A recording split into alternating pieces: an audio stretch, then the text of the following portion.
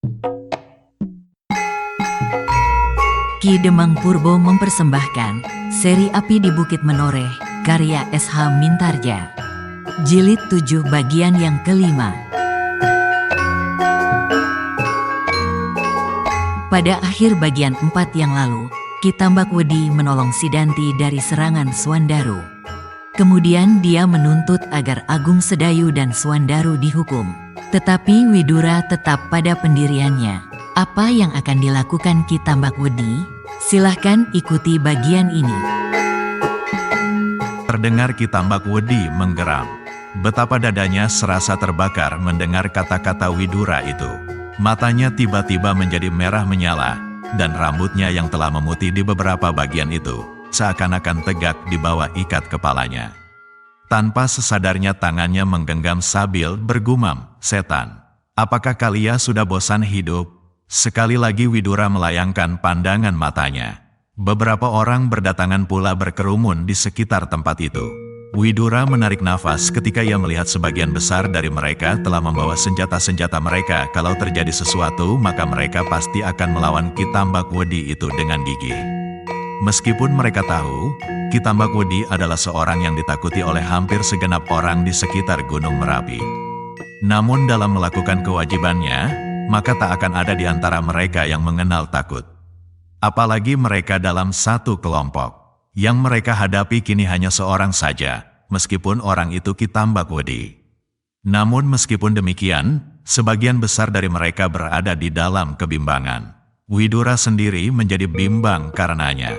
Bukan karena ia takut mati, tetapi apakah ia akan mengorbankan orang-orangnya yang terpercaya untuk menangkap Ki Tambakwedi. Sedang besok atau lusa Macan Kepatihan masih mungkin menyerang mereka kembali dengan kekuatan yang masih cukup besar. Ternyata di dalam pasukan Macan Kepatihan itu bersembunyi tokoh-tokoh seperti Sanakeling, Alap-Alap Jalatunda dan orang-orang lain yang pernah menjadi kebanggaan Jipang. Baru Plasa Irenglah yang dapat dibinasakan oleh Sidanti itu.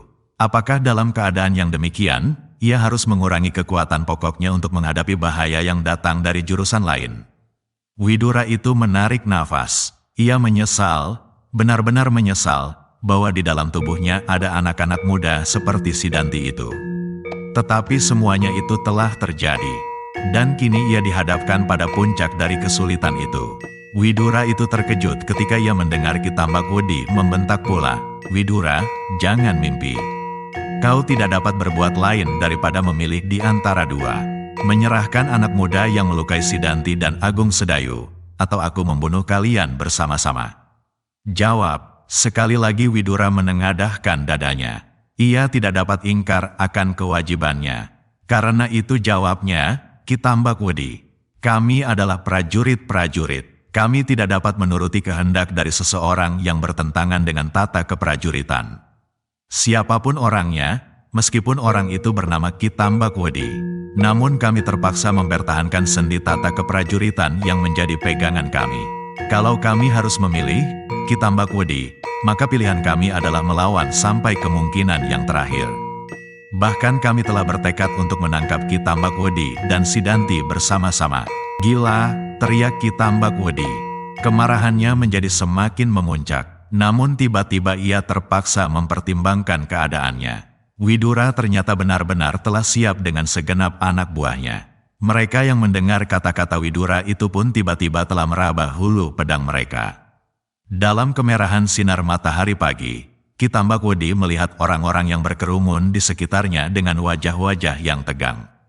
Wajah-wajah jantan yang keras dan kasar. Wajah-wajah yang untuk kesekian kalinya dihadapkan kepada kemungkinan yang paling akhir dari hidupnya untuk kewajibannya.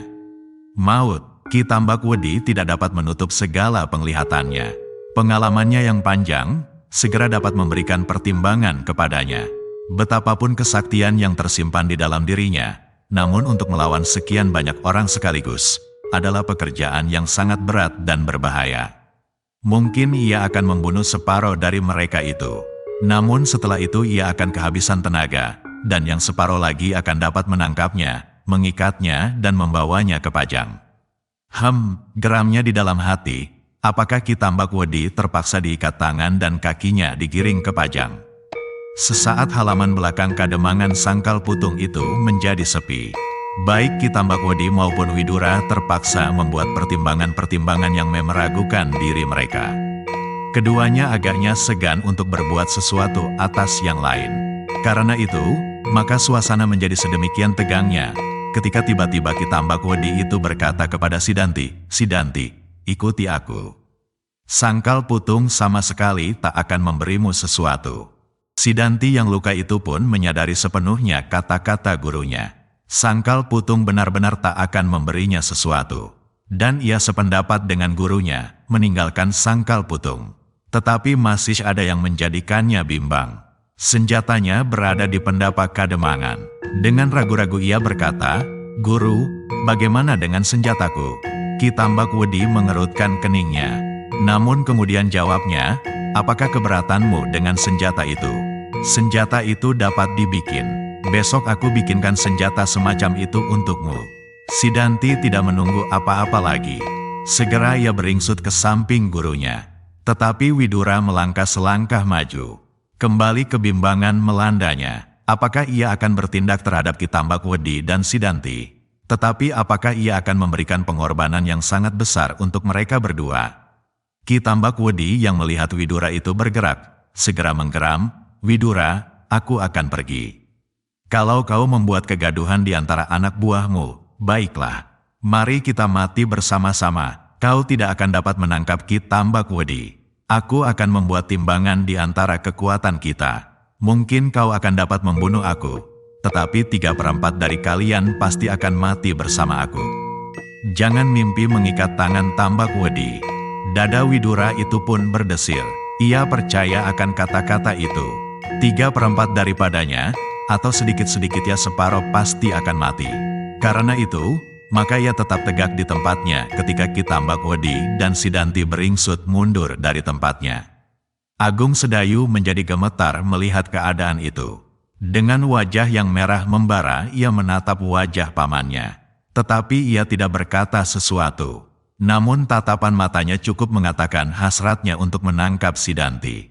Agung Sedayu terkejut ketika pamannya menggeleng. Namun ia tidak dapat berbuat apa-apa. Ia tidak akan dapat menangkap Ki Tambakwedi itu seorang diri. Meskipun demikian, tanpa sesadarnya ia pun beringsut dari tempatnya.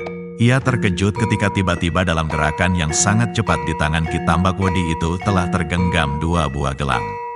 Masing-masing sebuah, gelang dari sepotong besi yang dilengkungkannya. Dengan gelang itu pula, ia mampu menangkis serangan pedang dan alat pemukul lainnya.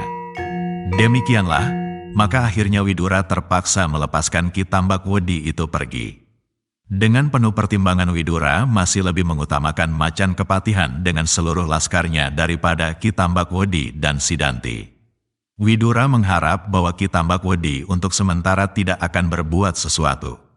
Sedang Macan Kepatihan dengan laskarnya yang masih cukup kuat itu pasti akan menyerang Sangkal Putung kembali. Mungkin Ki Gede Pemanahan sendiri atau gurunya akan dapat dengan mudah melenyapkan Ki Tambakwedi yang hanya seorang diri itu. Namun dengan hilangnya Ki Tambakwedi, maka bahaya yang sebenarnya akan selalu menghantui Agung Sedayu, Swandaru yang telah melukai Sidanti, dan Widura sendiri. Demikianlah, ketika Ki Tambakwedi itu hilang dari lingkungan mereka, segera Agung Sedayu bertanya, "Paman, kenapa mereka itu kita lepaskan?" Widura menarik nafas dalam-dalam. Kemudian katanya, "Dengan menangkap Ki Tambakwedi, maka aku pasti akan melepaskan lebih separuh dari laskar kita." Seperti yang dikatakannya sendiri, ia sama sekali tidak akan dapat kita tangkap hidup-hidup. Ki Tambakwedi itu pasti akan menyerah apabila ia telah mati dengan membawa korban yang tidak sedikit dari antara kita. Agung Sedayu menundukkan wajahnya, tetapi ia dapat mengerti pikiran pamannya. Pamannya adalah seorang yang ditempatkan di Sangkal Putung untuk menghadapi Macan Kepatihan, sehingga karena itu, maka segenap perhatian, perhitungan, dan kekuatan dipusatkannya dalam menghadapi lawannya itu.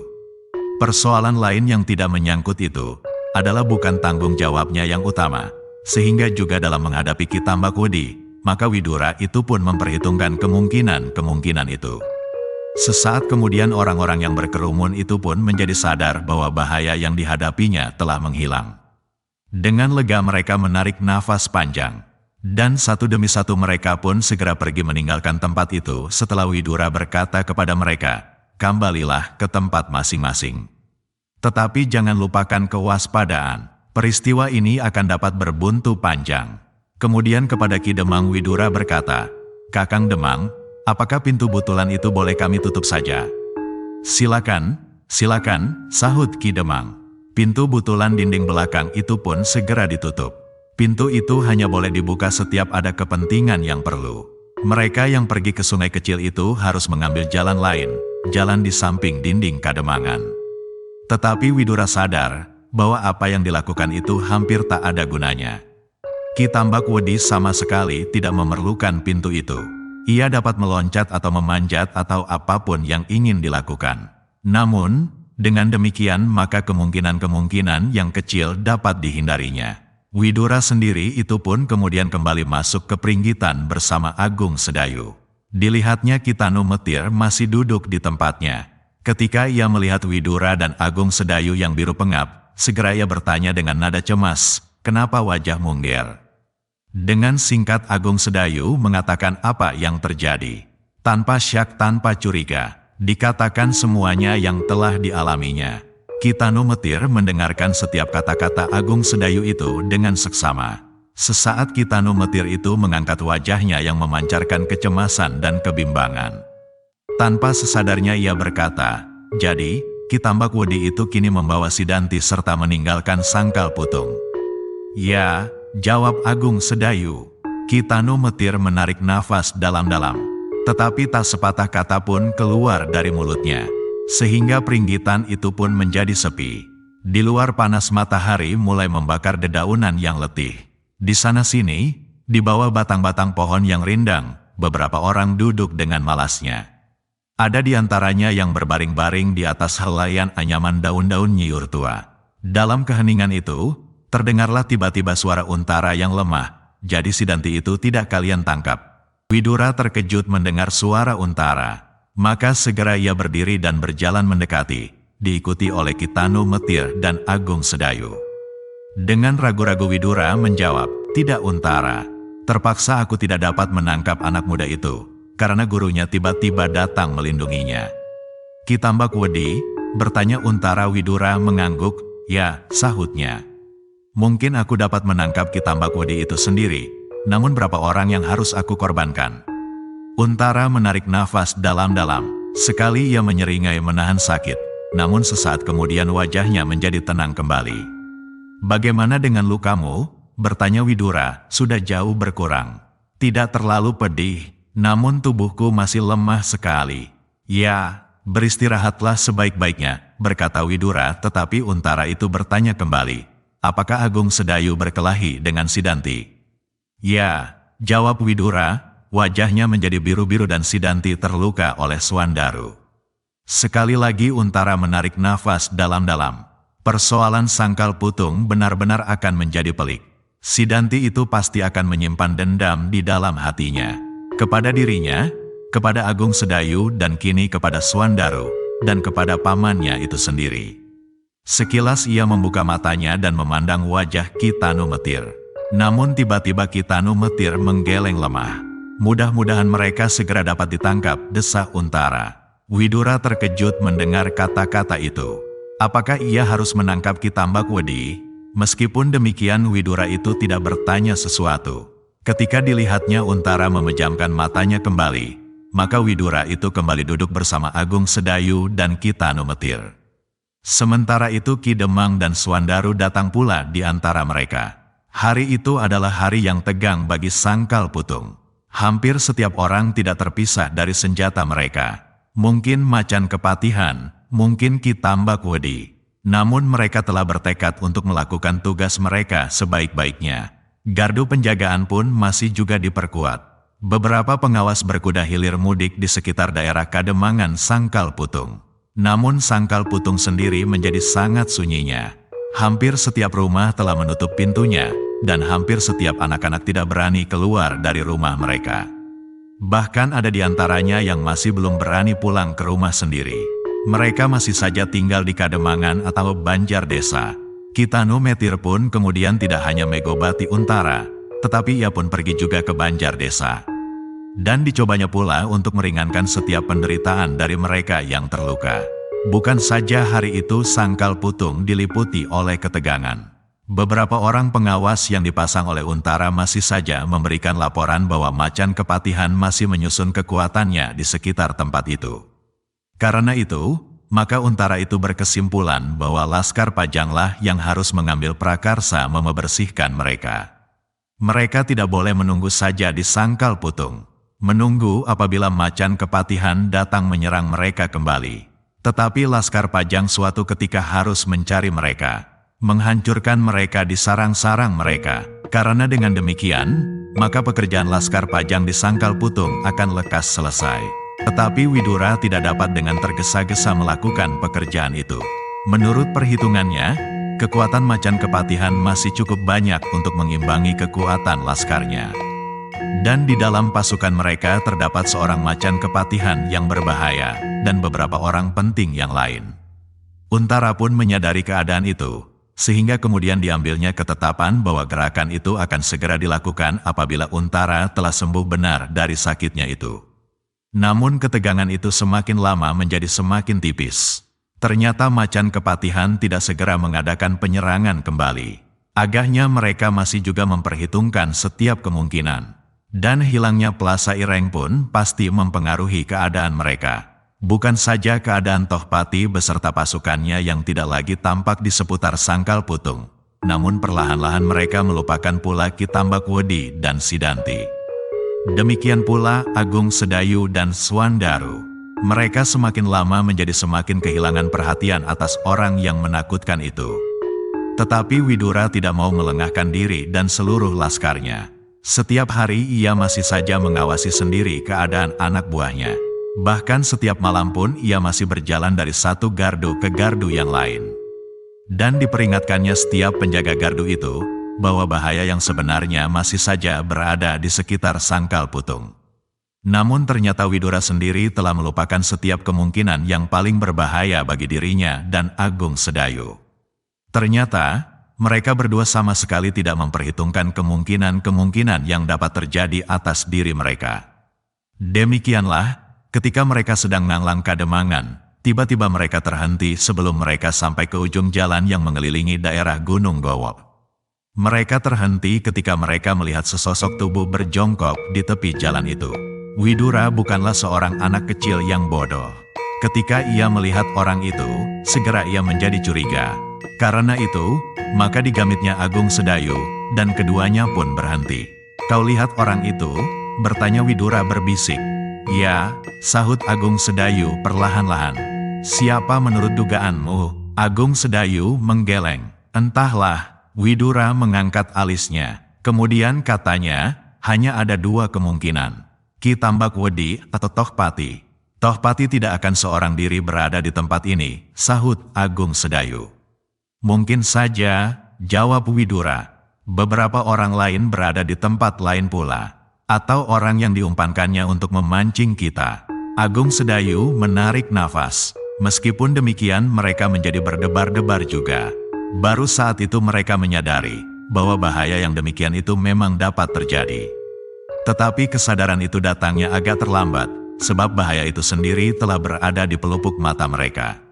Beberapa saat terakhir, seakan-akan mereka telah melupakan kemungkinan ini. Namun kelengahan itu telah membawa mereka ke dalam satu bahaya. Ini mereka tidak akan dapat mundur lagi, siapapun yang akan mereka hadapi.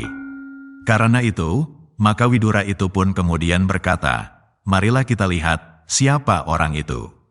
"Kita tidak usah mendekat," berkata Widura. "Lalu bagaimana?" bertanya Agung Sedayu. "Biarlah ia yang mendekat." "Apakah ia mau?" "Marilah kita lihat," jawab Widura. Widura kemudian tidak menunggu jawaban Agung Sedayu lagi. Perlahan-lahan ia berjalan menepi dan duduk dengan enaknya di tepi jalan. Namun demikian, pedangnya telah disiapkannya, seandainya ada sesuatu yang tiba-tiba harus dihadapinya. Agung Sedayu kini telah memahami maksud pamannya. Karena itu, maka ia pun berjalan menepi pula, dan berjongkok berhadapan dengan pamannya itu. "Kalau orang itu ingin bertemu dengan kita, ia pasti akan datang kemari," berkata pamannya. "Ya," sahut Agung Sedayu. Kalau ia akan bertahan ditempatkannya, maka biarlah kita tunggu di sini sampai besok siang. Agung Sedayu tersenyum. Meskipun demikian, debar jantungnya menjadi semakin cepat. Seandainya orang itu benar-benar Ki Tambak Wedi, maka apakah mereka berdua akan mati sebelum mereka menyelesaikan pekerjaan mereka yang sebenarnya? Menumpas sisa-sisa laskar Jipang, Agung Sedayu kini sudah bukan seorang penakut lagi. Tetapi ia mempunyai beberapa perhitungan yang dikatakannya kepada pamannya. Paman, adalah tidak menguntungkan sekali seandainya orang itu benar-benar Ki Tambak Wedi. Apakah dengan demikian kita tidak akan kehilangan kesempatan untuk melawan Tohpati dengan laskarnya? Widura mengangguk-angguk. Kau benar Sedayu, katanya. Tetapi kita sudah tidak mempunyai kesempatan lagi. Kita hanya tinggal memilih satu kemungkinan. Mempertahankan diri. Apalagi, kalau kita kembali sekalipun maka orang itu pasti akan mengejar kita, dan kita harus bertempur pula. Tidak dapatkah kita memberikan tanda bahaya? Kita tidak membawa alat untuk itu. Yang ada pada kita hanyalah sehelai pedang. Agung Sedayu terdiam. Jawaban pamannya tak akan dapat diungkiri. Seandainya mereka berjalan kembali, maka orang itu pasti akan mengejarnya, atau bahkan menyerang dari arahnya dengan senjata-senjata jarak jauh. Pasir atau bandil atau apapun yang akan dapat dilemparkannya. Tiba-tiba Agung Sedayu itu teringat akan sesuatu. Ia mempunyai beberapa kelebihan dengan daya bidiknya. Mungkin akan mengurangi tekanan-tekanan yang akan dilakukan oleh orang yang berjongkok di pinggir jalan itu. Karena itu, maka tiba-tiba saja Agung Sedayu itu pun mengumpulkan beberapa butir batu yang berada di sekitarnya. Untuk apa? Bertanya Widura. Agung Sedayu tersenyum meskipun masam. Kalau kita yakin bahwa orang itu lawan kita siapapun ia, maka aku akan menyerangnya sebelum orang itu mendekat. Widura menjadi tersenyum pula. Jawabnya, tak ada gunanya. Agung Sedayu menggigit bibirnya. Meskipun demikian, ia tetap pada pendiriannya. Tetapi sesaat mereka duduk di pinggir jalan, orang yang berjongkok itu pun tidak bergerak. Orang itu masih juga berada di tempat itu juga. Karena itu, maka Widura dan Agung Sedayu adalah menjadi semakin lama semakin gelisah. Orang itu memang membiarkan kita menjadi gelisah, bisik Widura. Tetapi biarlah. Kita akan tetap berada di tempat ini. Ya, sahut Agung Sedayu pendek. Sebenarnya lah bahwa kegelisahan mereka sudah hampir tak tertahankan lagi. Orang itu sama sekali tidak bergerak dan seakan-akan sebuah patung yang mati. Sikap itu sama sekali tidak menyenangkan bagi Widura dan Agung Sedayu. Ketika kegelisahan Agung Sedayu telah memuncak, maka ia berkata, "Paman, biarlah aku mencoba melamparnya dengan batu. Apakah ia masih akan berdiam diri? Aku kira aku akan dapat mengenainya." "Jangan," jawab Widura, "kita jangan menjadi gelisah. Kita harus tetap tenang. Orang itu sengaja membuat kita gelisah." Agung Sedayu terdiam, namun dadanya benar-benar akan menjadi pecah karena kegelisahan yang menghentak-hentak. Meskipun berkali-kali pamannya mengatakan bahwa orang itu sengaja membiarkan mereka gelisah, namun Agung Sedayu itu benar-benar hampir pingsan dibuatnya. Sedemikian gelisahnya Agung Sedayu sehingga sekali ia berdiri, kemudian kembali berjongkok di hadapan pamannya. Sesaat kemudian dengan lesunya ia membantingkan diri duduk di sini Widura. Sebenarnya Widura itu sendiri pun menjadi sangat gelisah. Namun ia masih berhasil mengendalikan dirinya. Ia masih tetap dalam sikapnya, siap untuk menarik pedangnya apabila terjadi sesuatu. Demikianlah cerita jilid 7 bagian kelima ini berakhir. Selanjutnya apa yang akan terjadi? Kita ikuti cerita lanjutannya pada bagian ke-6 mendatang.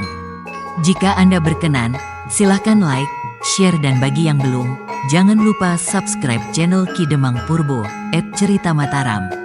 Nuwun.